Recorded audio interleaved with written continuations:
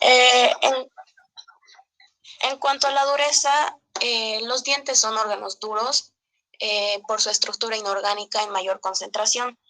En cuanto son inorgánica en cuanto a sales y minerales. Estas estructuras inorgánicas, bueno, los órganos duros, están los esmaltes, que está en su mayor concentración al 97%, que es todo esto. La dentina, que está a un 69%, y el cemento, que está a un 46%. Para resistir el embate físico, químico, microbiano, para la resistencia del embate físico, bueno, está la masticación.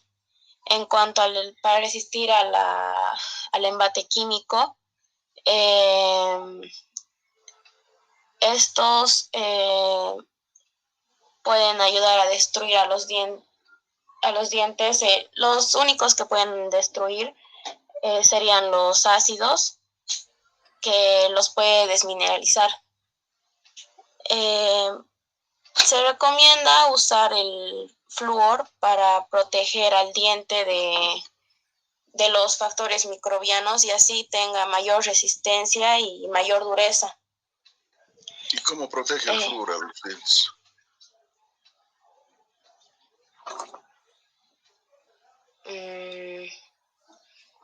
Les da más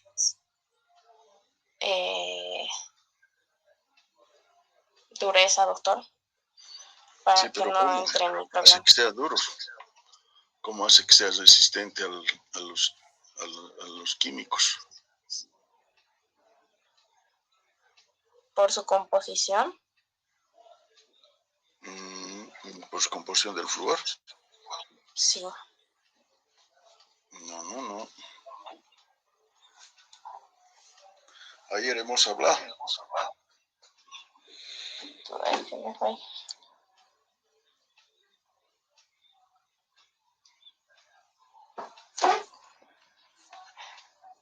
Ay, no recuerdo, doctor, esa parte. Ya, a ver, vamos a aclarar esa partita en este momento. El flúor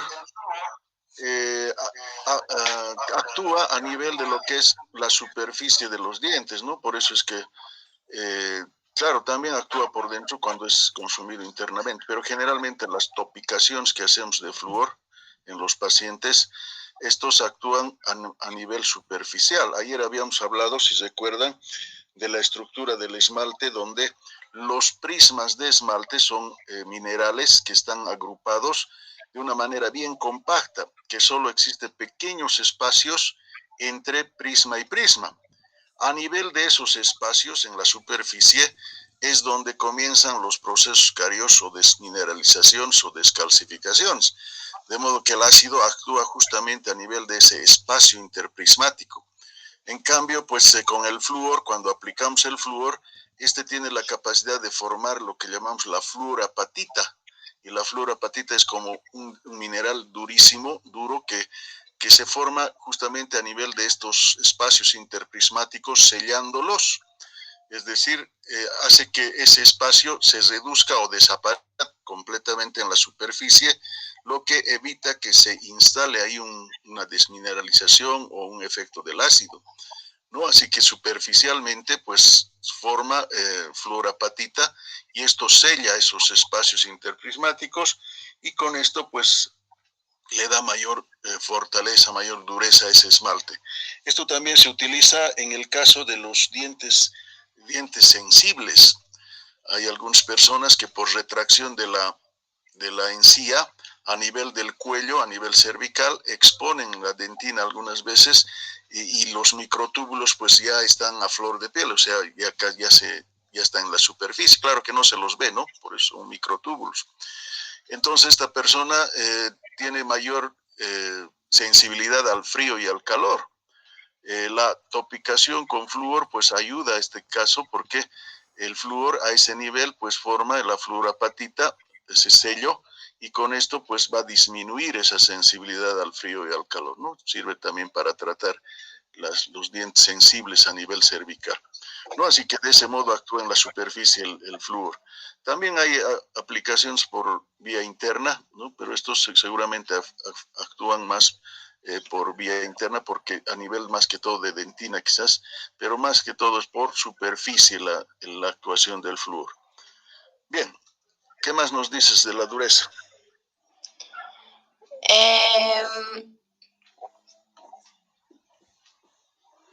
Eso, doctor, que,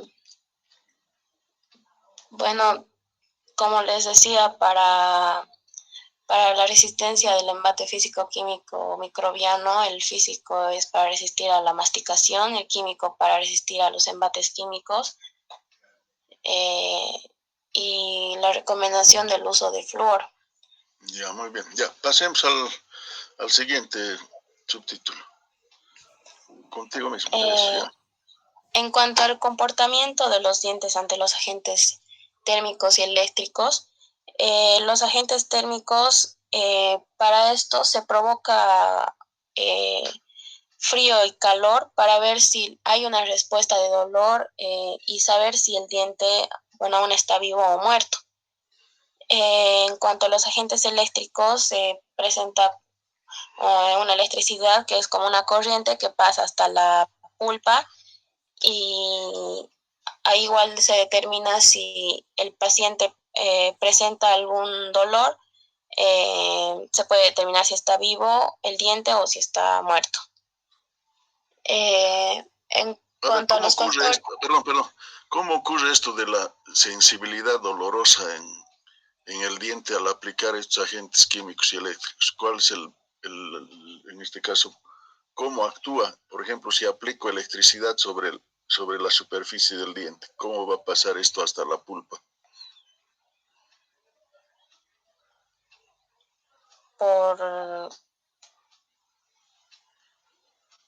O sea, ¿cómo la manera? Sí, ¿cómo actúa? El frío, calor, electricidad, ¿cómo actúan o cómo llegan hasta la pulpa? Se pone sobre la superficie del diente, digamos, el frío antes lo ponían sobre la superficie, y ahí sí, a ver si tenían alguna respuesta de dolor, y el caliente igual, pero eso era algo más, un poco traumático para los pacientes, porque ahora es más recomendable, yo creo, la electricidad, para que no, digamos, el paciente pase por esas pruebas, digamos, de frío y calor, para ver si tiene sensibilidad o no. O sea que saco corriente del enchufe y le pongo al diente. No. Entonces, ¿cómo es la cosa? Es un aparato, doctor, no me acuerdo cómo se llama. Y ahí...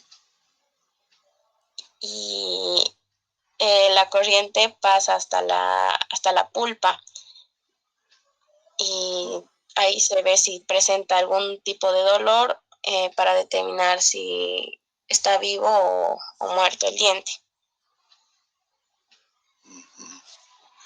Ya, muy bien. Después me vas a hablar sobre los subtítulos. Primero, aquí hay que aclarar que los dientes, como nos han dicho antes y como hemos visto ayer, estos, pues, en cuanto a estructura, esmalte y dentina, están, pues, formados sobre todo por sustancia inorgánica, y eso quiere decir sales y minerales.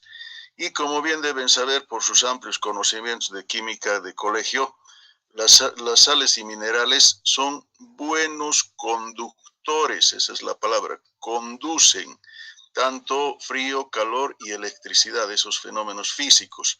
Entonces, se aprovecha esta conducción de los tejidos duros al aplicar, pues, estos fenómenos físicos en la superficie, y van a pasar, pues, por el esmalte, por la dentina, por su conductibilidad, van a pasar estos fenómenos físicos hasta llegar a la pulpa. Y en la pulpa, ¿quién se va a encargar de recepcionar esto? Pues va a ser los receptores nerviosos que tenemos en gran cantidad en el borde de la pulpa y la dentina. Estos, pues, perciben el efecto del calor, luz, o perdón, calor, frío, calor y electricidad, y van a darnos una respuesta dolorosa, ¿no? De modo que la respuesta dolorosa va a ser aprovechada pues para, sobre todo, para poder determinar si el diente tiene su pulpa viva o su pulpa ya está muerta. Entonces, de ese modo, aprovechamos estos fenómenos físicos para comprobar la vitalidad pulpar, ¿no? De ahí que pues nos decía que tenemos un aparato para el probador pulpar, se llama, pues para poder comprobar si la pulpa está viva. Este aparato pues actúa con corriente, es cierto que el aparato se enchufa a la corriente, o sea, la corriente de la pared, pero nos convierte diríamos, a corriente de menor intensidad, ¿no? Entonces se aplica muy poca intensidad sobre el diente y atraviesa el esmalte y la dentina y llega al receptor. De ahí que pues el paciente, si percibe este dolor, significa que la pulpa está viva, pero si no hay dolor, así pongamos mayor intensidad de corriente, nos dice que ese diente ya está muerto, ¿no? De ese modo probamos la vitalidad pulpar. Como nos decían antes, se hacía pues con calor, ¿no? Se calentaba un instrumento al mechero y se aplicaba sobre el diente para ver si dolía o no. No, lo mismo hace el frío, ¿no? Cuando aplicamos algo frío, el caso del helado, si aplicamos sobre el diente, pues si duele nos dice que está vivo, ¿no? Es una manera de comprobar. Ya, a ver, hablemos ahora de las variaciones de esta respuesta dolorosa. A ver, háblanos, Aguirre. Ya. En cuanto a los factores que afectan la respuesta dolorosa, están la edad, el grupo anterior y posterior, temporarios o permanentes y el sexo. En cuanto a la edad, mientras menor sea la edad del paciente, la respuesta dolorosa es inmediata, porque la dentina no está tan desarrollada y es más delgada. En cuanto a grupo anterior o posterior, el grupo anterior de los dientes, la dentina es más delgada, por lo tanto son más sensibles que los dientes posteriores porque tienen la dentina más gruesa los posteriores. En cuanto a los temporarios o permanentes, los temporarios tienen poca dentina, por eso el dolor es inmediato. Y en cuanto a los permanentes, la dentina es más gruesa y es más tardío el dolor a comparación que los temporarios. En cuanto al sexo, la dentina de la mujer es más delgada y en cuanto a la dentina del varón es más gruesa. Y eso, doctor. Ya, aclarar que en el grupo anterior, es cierto, la dentina es más delgada por la forma que tiene, ¿no? Es más estrecha hacia la parte incisal y por eso su dentina ya va adelgazando y por eso pues es más sensible, de que se dice que los dientes anteriores son más sensibles que los posteriores. Ahora, el caso que seguramente van a experimentar en clínicas es que cuando hacemos una cavidad en un diente anterior, ¿no? Estamos haciendo una restauración, hacemos una cavidad, el paciente se nos queja más cuando tratamos un diente anterior que posterior. Esto, pues, ¿por qué? Porque al hacer la cavidad estamos usando la fresa en el torno a alta revolución, es decir, está girando a alta velocidad. Y esa velocidad, esa fricción que produce la fresa con la dentina, produce calor. Y ese calor, pues, atraviesa el resto de dentina que queda hacia la pulpa e inmediatamente responde, pues, el paciente con dolor. Entonces, lo que duele, pues, es el calor generado en la fresa. Por eso la mayoría de los aparatos de alta velocidad tienen pues refrigerante, ¿no? Tiene un chorrito de agua que sirve para enfriar esa dentina que estamos perforando. De ese modo tiene que reducir la temperatura y no va a doler. Pero también hay que tener el cuidado de que esa agua que estamos usando que sea tibia, ¿no? Porque si ponemos agua fría va a ocurrir lo mismo. El agua fría ya también es lo que va a hacer doler, no el calor generado por la fresa, ¿no? Así que por esa razón se dice que los dientes anteriores son más sensibles y los posteriores, pues que tienen dentina más gruesa, aguantan pues mejor la temperatura, ¿no? Bien, entonces aclaración importante para Clinics. ¿Algo más? Nada más, ¿no? Ya, muy bien, con esto hemos... Ah, bueno, creo que hay algo más, a ver. No, eso es todo. Termina, ¿no? Bueno, hay un subtítulo que es muy importante.